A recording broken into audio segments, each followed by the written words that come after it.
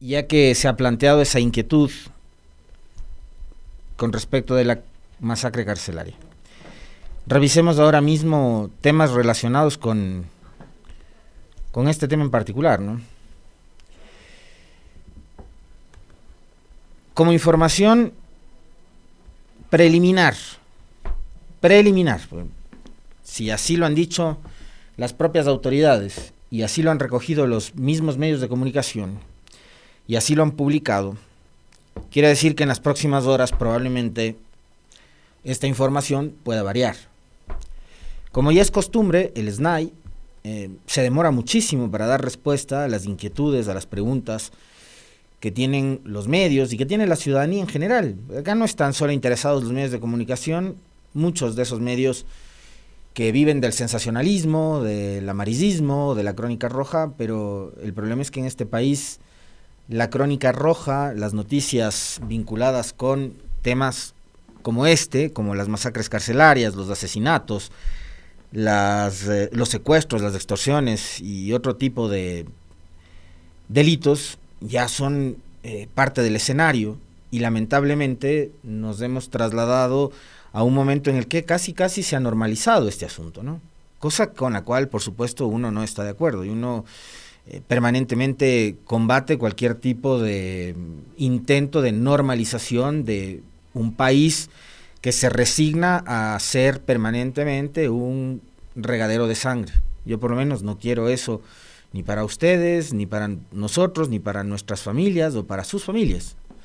No queremos un país que siga siendo, como lo ha sido durante los últimos años, un río de sangre, pero lamentablemente es en lo que se ha convertido el Ecuador en estos últimos tiempos, ¿no?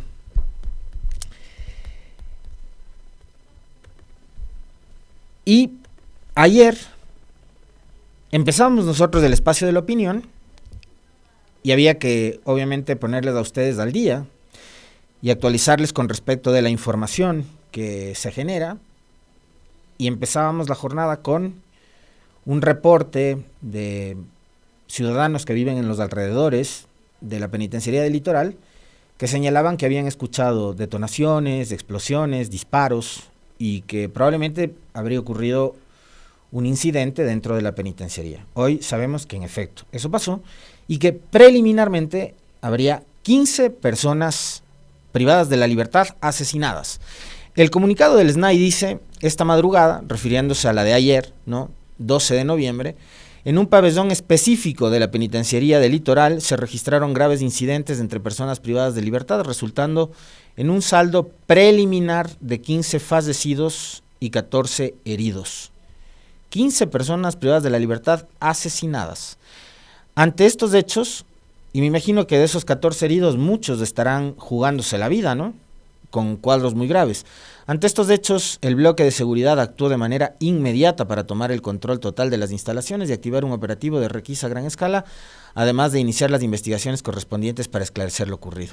Actualmente el centro penitenciario se encuentra bajo control absoluto.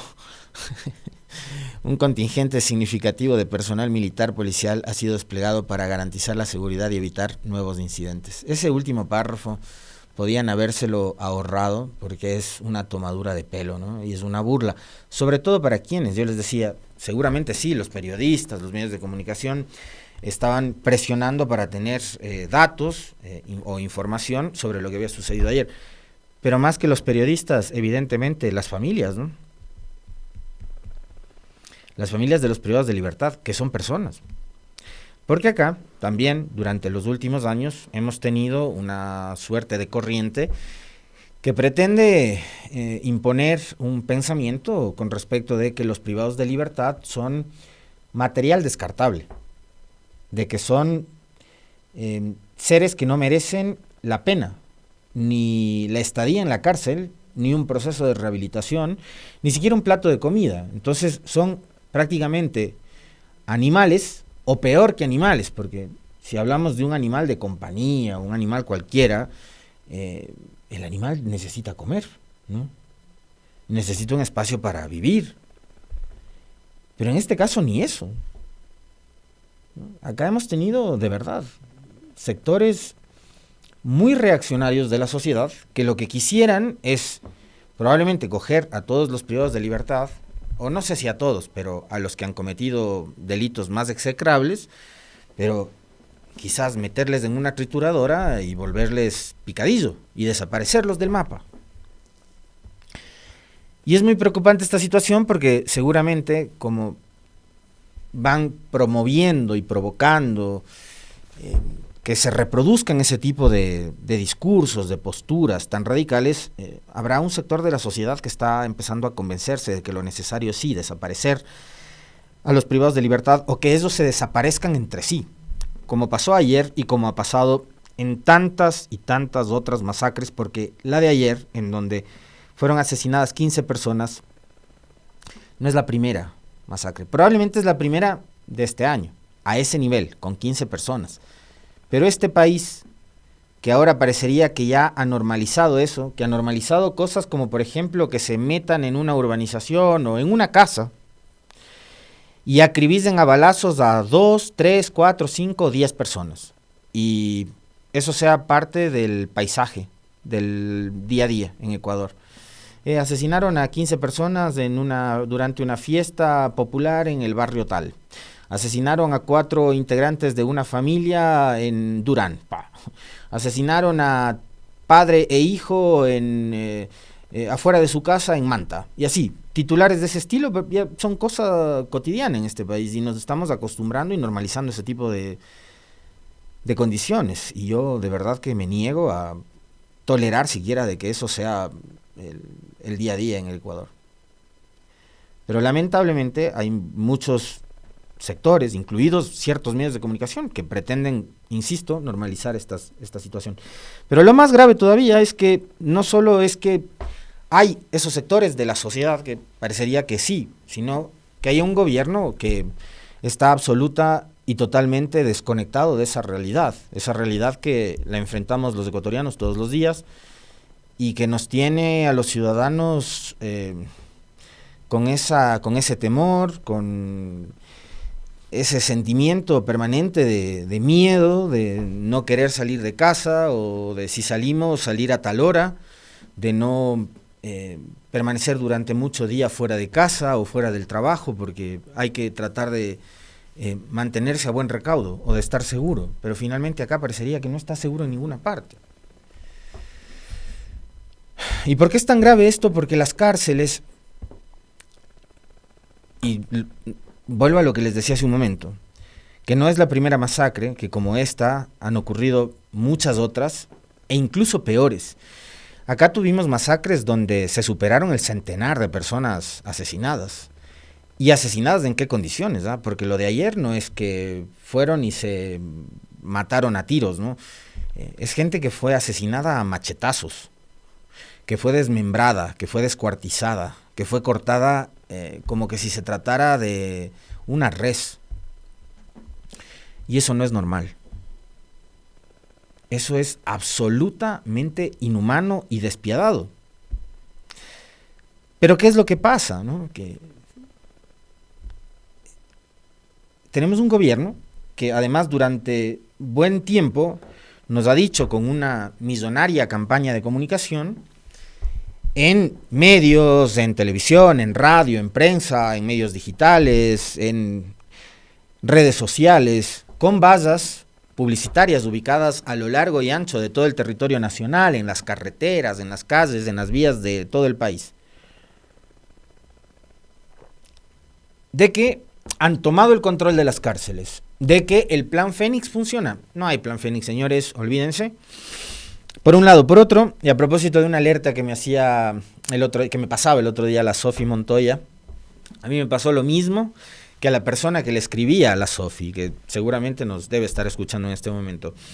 Yo abría un link de un comentario que había hecho uno de estos días, no recuerdo cuándo específicamente, creo que fue el de lunes.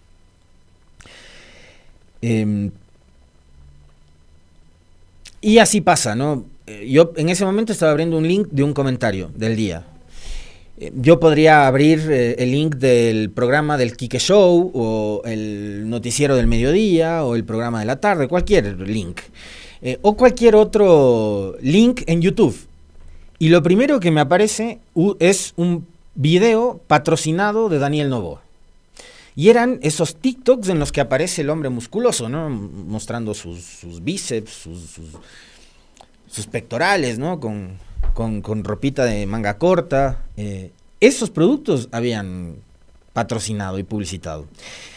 Ahí hay una grosera campaña anticipada, ¿no? Que ya esperemos del consejero Guarderas, que es súper diligente para denunciar este tipo de cosas, esté tomando nota para llevar después al Tribunal Contencioso Electoral, que es una oficina adscrita a Carondelet, ¿no?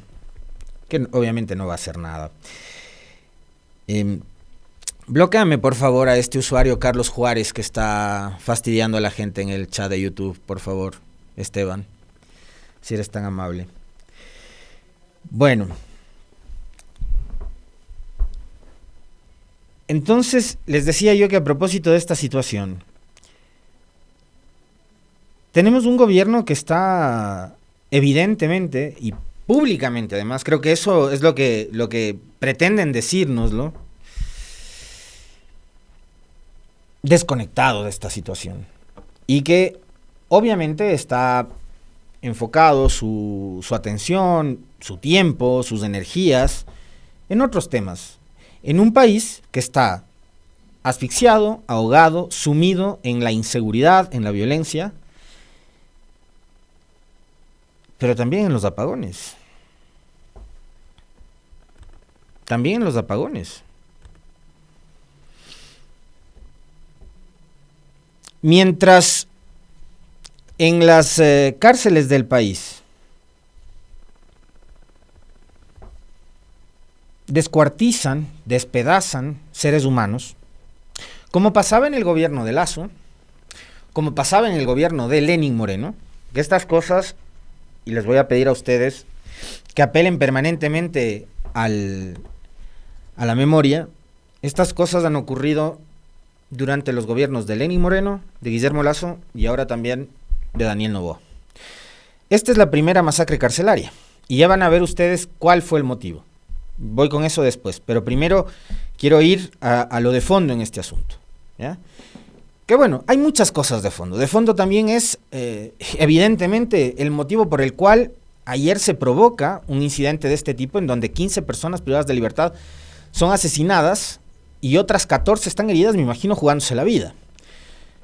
Eso es un tema de fondo el que provoca esta gresca, ¿no? Esta bronca, este incidente, estos asesinatos sangrientos, despiadados, inhumanos, salvajes dentro de una cárcel, lo cual nuevamente pone en evidencia de que no hay tal control de las cárceles, y creo que acá, de paso, se termina un mito, ese mito de que el gobierno de Noboa ha tomado el control.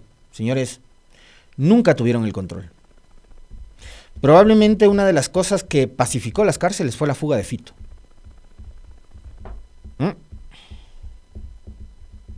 Probablemente lo que pacificó las cárceles fue la fuga de Fito. Y después, probablemente también lo que pacificó las cárceles y que lo denunciaba en este espacio, en un par de ocasiones, José Serrano, fue el traslado de cabecillas de las bandas, de los Lobos, de los Tiguerones, de los Águilas y no sé qué, de todos estos grupos delincuenciales, de La Roca a otras cárceles, a la de la Tacunga, etcétera, ¿no? Mientras en La Roca mantienen a Muentes, a Glass, a los objetivos políticos del gobierno, que no son líderes de bandas criminales ni nada por el estilo, son objetivos políticos del gobierno, punto. Que son, además, presos que más que al gobierno lo que le interesa es a los medios de comunicación. Ver a Glass pudriéndose en la cárcel, enfermándose, hostigándole, eso le interesa más a Fundamedios, al grupito que con Villavicencio traficaban información, que a la gran colectividad, que ya debería empezar a dejar de creer en esas repetidoras de noticias falsas o de noticias fabricadas, que además eran noticias fabricadas con una tarifa, como lo mencionaba el profe hace un momento en su editorial. Pero de esa cárcel de La Roca han sacado a delincuentes de altísima peligrosidad a otras cárceles de mediana seguridad. Y eso aparentemente era lo que pacificaba las cárceles. Pero hasta ahí llegó. Y la razón por la que se masacran ayer tiene que ver con decisiones del gobierno, que ya las vamos a abordar nosotros más adelante. Pero antes, quiero que vean ustedes el mismo día en que se provoca una masacre carcelaria, en lo que andaba el gobierno del señor Noboa. Primero, vamos con el video del presidente. Bueno, ministro, bienvenido. Aquí le dejo un poco de información importante.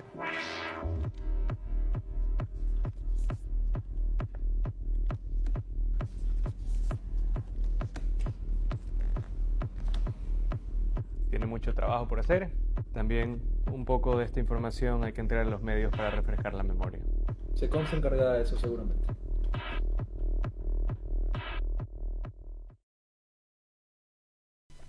Los dos señores que aparecen en el video, ustedes los identificarán muy bien. El uno es presidente de la República.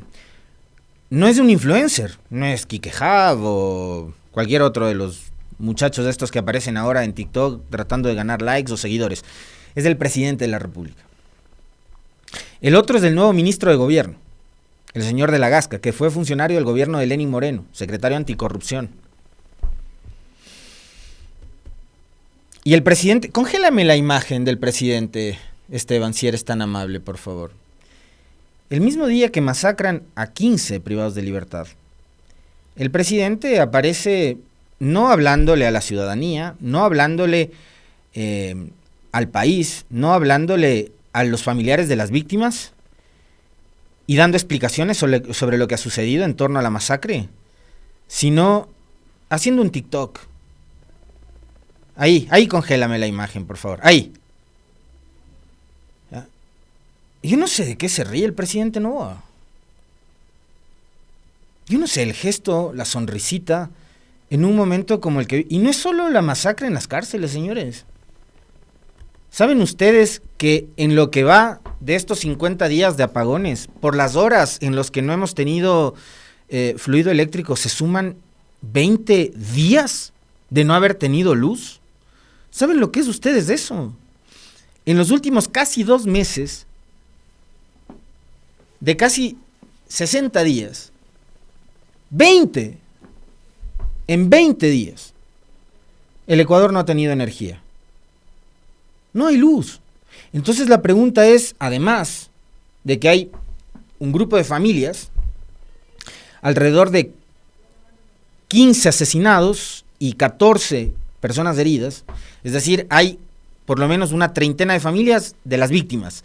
Y habrá otras muchas familias que estarán preguntándose si uno de sus familiares, o sea, hay muchas familias, probablemente son cientos de familias, porque además esto no es un asunto de que se acabó ayer con la masacre, esto es un tema de que ellos siempre están en riesgo, siempre están con el temor, de que además venían alertando ya a sus familias de que algo puede pasar, algo va a pasar, y el Estado simplemente no ha hecho nada.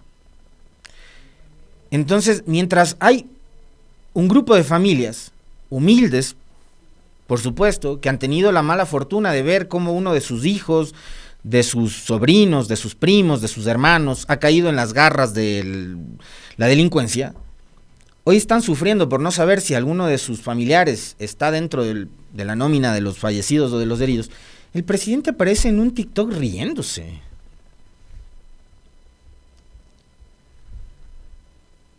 Mientras los medios de comunicación alertan de que las zonas industriales permanecerán hasta 64 horas sin energía, el presidente aparece riéndose. ¿Y qué le dice en la cuenta de Twitter al ministro de la Gasca? Han sido solo meses, aunque algunos piensen que llevamos años. Bienvenido, de la Gasca. Esto es lo que ha pasado en Ecuador en 11 meses. 1. La canallada dentro del gobierno. Se investigan las cuentas en paraísos fiscales del hijo de la vicepresidenta con 7.2 millones de dólares. Sigue manteniendo la tesis esta que publicaron y que ahí quedó, ¿no? Con documentos aparentemente falsos, atribuyéndole cuentas en paraísos fiscales al hijo de Abad. 2. El que estuvo escondido a plena vista. Investigan al alcalde de Guayaquil por subfacturación y tráfico ilegal de combustible. La bronca con Aquiles, la primera bronca con Abad, la segunda bronca con Aquiles Álvarez. 3. Logramos reducir drásticamente la tendencia de homicidios en el país. ¿Dónde? ¿Cómo? El lunes nomás revisábamos con ustedes las cifras que dio el presidente durante la fiesta de provincialización del Guayas, que no corresponden a la realidad. 4. Estabilizamos la grave crisis económica heredada, reactivamos la cadena de pagos a proveedores, dice que económicamente el país va de maravilla. Mientras los sectores productivos alertan de pérdidas millonarias de hasta 4,000 millones de dólares en pérdidas por los apagones, ¿no? 5. Estamos luchando contra las mafias que se tomaron el sector eléctrico hace décadas. ¿Cuáles son las mafias contra las que han luchado? ¿Qué han hecho? El país está sin luz, señor Noboa. ¿En qué país vive? ¿O cuál es el país que gobierna? Porque si es así, llévenos a vivir en el país este de las maravillas que usted le entrega de la gasca, que parecería que ya no tiene que venir a resolver nada porque todo estaría resuelto. Que usted en 11 meses solucionó todos los males del Ecuador. Nada que ver. Hemos entregado más de 100,000 becas a jóvenes, creado el programa Jóvenes. Es una cosa que empezó y que vamos a ver qué pasa. Esto de la entrega de los $400 a jóvenes y demás. Lo imposible ha pasado, el viejo Ecuador, bla, bla, bla, ¿no?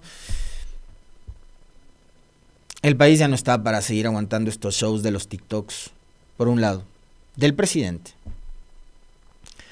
Pero por otro, porque ya parece que con el presidente no basta, y que el presidente, en definitiva, y después de ver lo que fue el fiasco de la entrevista con Rafael Cuesta hace unos días en TC Televisión, no es el mejor vocero, y que no tiene ya buenos voceros en el gobierno, porque uno es peor que otro, ¿no? Incluida la señora Manzano, que tiene mucha prensa que le apoya, que dice una cosa, después se desdice, que da cifras erráticas, erradas, erróneas, equivocadas, ¿no?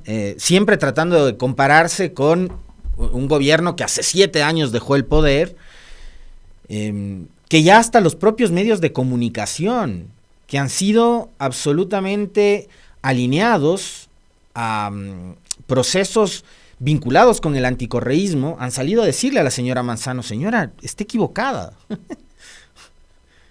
Entonces ya no hay buenos voceros en el gobierno. Una secretaria de comunicación inexistente, borrada, que ya no va a la señora Vélez, porque no existe. Y cada vez que sale a hablar, la señora Vélez también comete una cantidad de errores indescriptibles. Por último se terminó yendo el señor Félix Wong, y ya vamos a ver más adelante cuáles serán las razones verdaderas por las que se va Félix Wong. Que cada vez que intervenía también daba muestras de un nivel de intolerancia, de autoritarismo, de prepotencia, muy propio de este gobierno, que viene a ser ya casi su marca particular. Sacaron al as bajo la manga, siempre, la señora Lavinia Balbonesi. ¿Qué fue lo que dijo la esposa del presidente, a quienes algunos les llaman primera dama? Yo nunca me he metido con nadie. Yo no hago nada más que hablar de mi familia, de las cosas que hace mi esposo, de las cosas que hago yo. Pero la mayoría de los políticos me tienen siempre en la punta de la lengua para atacarme, para criticarme, para hacer tantas cosas. Y yo verdaderamente estoy harta del doble discurso. Estoy harta del doble discurso de los cientos de personas tratando de atacar a un hombre. Y no quiero decir mi esposo, porque no quiero que piensen que estoy diciendo esto como la esposa, sino como la mujer ecuatoriana que ve a un hombre que está luchando por su país. Un hombre que está trabajando incansablemente por sacar a su país adelante y a su gente. Y de verdad sin buscar nada a cambio, porque mi esposo Daniel o su familia, nadie se está lucrando de un puesto público. Y yo lo digo desde campaña. Nosotros como familia tenemos mucho más que perder que ganar estando en un puesto de servicio, precisamente por este tipo de cosas, por este tipo de ataques, calumnias, mentiras. Y cuando hablo de doble discurso, digo doble discurso porque hubiera querido ver a todas las personas que están peleando porque sí, que no lo dejan ser candidato, que no hay democracia. Hubiera querido ver a todas esas personas cuando no dejaron a mi suegro ser candidato en el año 2021. Y esos que están tratando de salvar lo indefendible, yo no los vi a ninguno defendiendo a mi suegro cuando pagaron 8 millones para que él no pueda participar en unas elecciones. ¿Dónde está ahí la democracia? ¿Dónde estuvieron todos ellos? Y me indigna que estén tratando de manchar la imagen de un hombre que lo arriesga todos los días por sacar a su país adelante. Que se han pasado sin parar en un año inventándose cientos de historias en las que solo buscan engañar a miles de ecuatorianos que quieren un cambio. Y quieren un cambio por los resultados que vieron en todos ellos. En todos, yo nunca salí a decir esto, pero en toda esa vieja política, que ahora se creen salvadores, pero durante años palparon la necesidad, vieron, se ganaron la confianza de tanta gente y luego llegaron al puesto y se olvidaron. Se olvidaron de todos y lo único que hicieron fue nutrir sus bolsillos. En algo me van a permitir coincidir con la señora Balbonesi, con Lavinia Balbonesi, esposa de Noboa. Yo también estoy cansado, igual que usted, señora Balbonesi, de la doble moral, del doble discurso, del doble estándar. Cuando usted, por ejemplo, en este video señala y acusa sobre quienes se fijan mucho en usted y le critican mucho a usted y demanda y denuncia violencia de género, yo a usted no le he visto denunciar absolutamente nada de lo que ha hecho su gobierno y el gobierno de su marido con, por ejemplo, la vicepresidenta Abad, que es parte de su gobierno. O sea, no estamos hablando de una opositora del gobierno de su esposo. Estamos hablando de su vicepresidenta, que va a estar en segundos con nosotros. Pero ahí usted no ha dicho nada. Usted no ha dicho nada, señora Balbonesi, cuando su gobierno persiguió a una periodista, como es el caso de Alondra Santiago, a quien incluso le revocaron la visa y le deportaron. Como que si se tratara también de, no sé, pues un delincuente. Estábamos hablando de una periodista, violando sus derechos humanos, violando sus derechos civiles. Y Alondra, además, es mujer. Y usted apela a la violencia de género, doble estándar. ¿Qué ha dicho usted con respecto de eso, señora Balbonesi? ¿Qué ha dicho usted con respecto de las denuncias que se conoce ahora? Que a través de troll centers hubo políticos en este país que fabricaban videos sexuales falsos para atribuirlos a mujeres que consideraban enemigas políticas. ¿Qué ha dicho usted sobre eso? Yo no lo he visto denunciando ni solidarizándose con ninguna de las víctimas que han sido plenamente mencionadas durante estos días. Ahí también hay un doble estándar, señora Balbonesi. Y otra cosa, porque hay dos temas sobre los cuales sí quiero mencionarles. El uno tiene que ver con, en estos 11 meses, lo único que han hecho es atacarnos y no probar nada.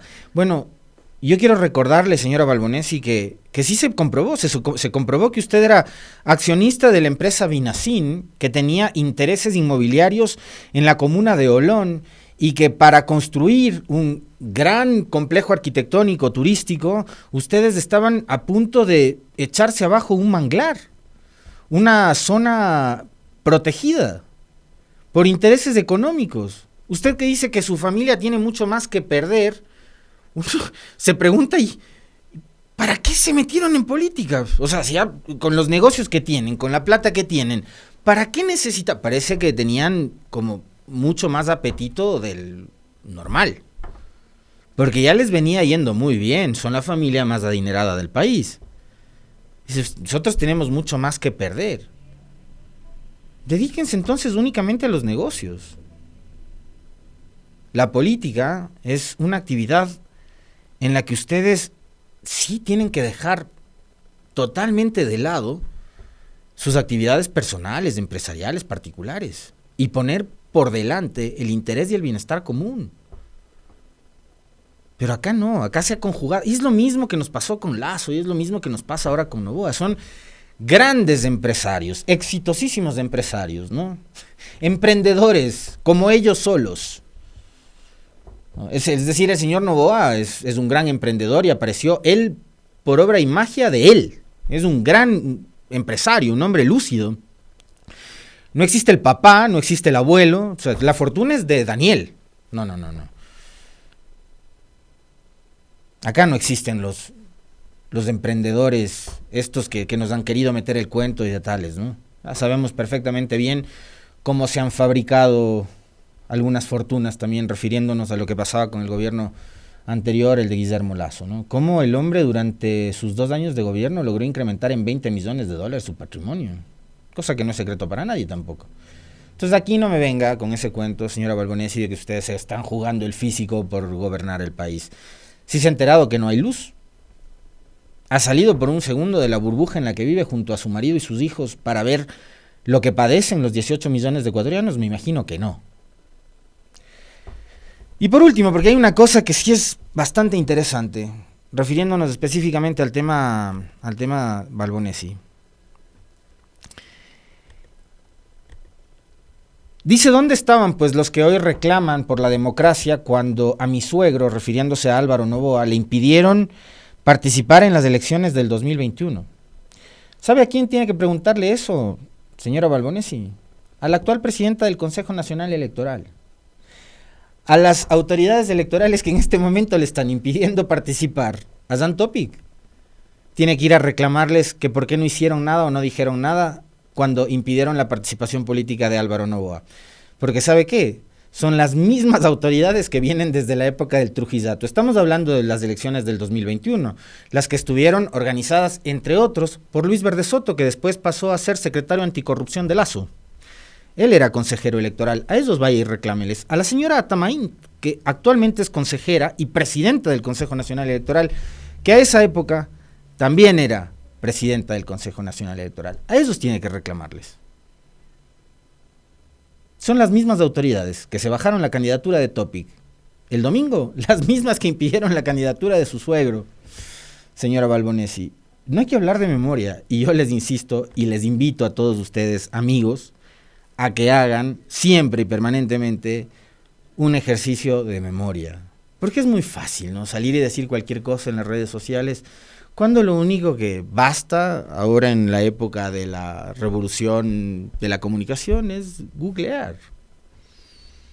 Entonces, si usted quiere buscar a los responsables de por qué no le dejaron participar a su suegro, son los mismos que ahora no le están dejando participar a Dan Topic.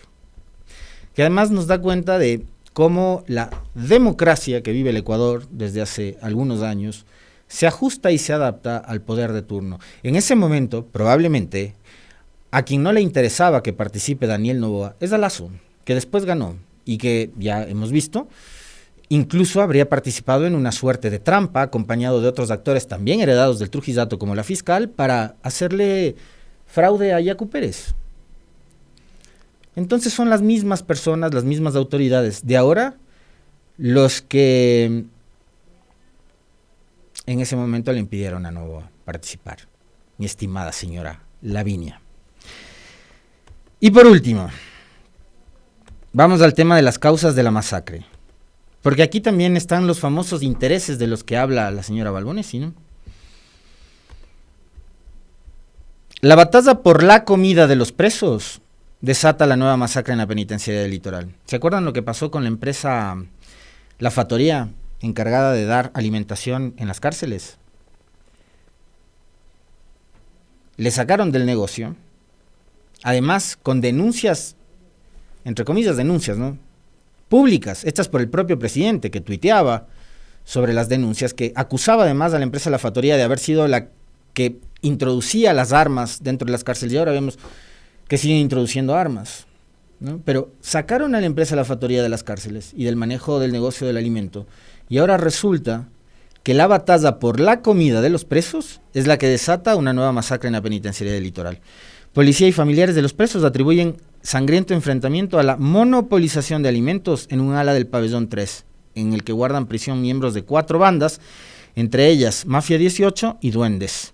El monopolio de la comida y la reventa extorsiva de alimentos sería la causa principal de la masacre que sacudió la penitenciaría del Litoral en el norte de Guayaquil, según testimonios de familiares y la confirmación de fuentes policiales en el sitio. El pabellón 3, escenario de una nueva matanza la madrugada de este 12 de noviembre, alberga miembros de al menos 4 bandas criminales, lo que ha convertido en el epicentro de tensiones crecientes debido a la monopolización de alimentos. Se trata de un pabellón tradicionalmente dominado por la banda de los Águilas, brazo armado de los Choneros, en la que ahora guardan prisión miembros de al menos 4 grupos criminales. Mafia 18, los Duendes y una pandilla en la que identifican como cabecilla a un alias Freddy. Están entre los ocupantes del pabellón 3. Los violentos enfrentamientos a bala y cuchillo dejaron un saldo preliminar de 15 muertos y 14 heridos.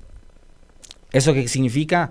Así, a breves rasgos, que esta matanza pudo haber sido incluso provocada por las propias malas decisiones del gobierno. Pero además de eso,